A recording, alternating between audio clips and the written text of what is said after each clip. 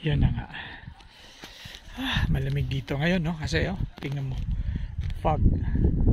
Diyan yung Mount Apo, pero nandyan lang siya, hindi mo makikita kasi ay foggy afternoon. Ayan. So what's nice about this place, kasi ano siya, farming community. So yung mga makikita mo mga plots are vegetable farms, mga plots na green.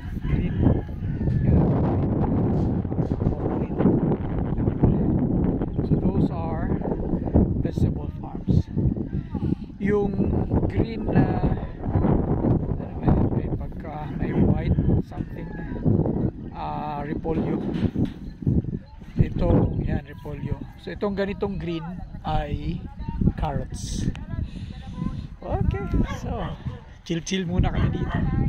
Ay, meron tayong upuan. Ayan, so tayong upuan. Chill.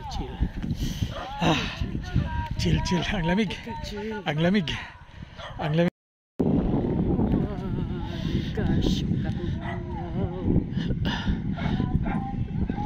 Typical diri sa bukid nga nay nani nga magsori-soroy nay dalang trompa. Ayan.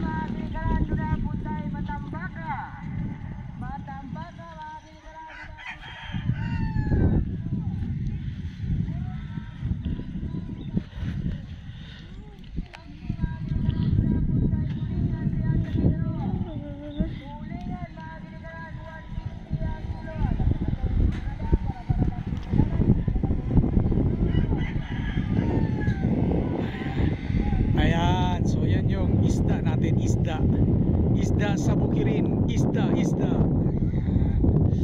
So napatay ipakita diri mga kawandos kanyo.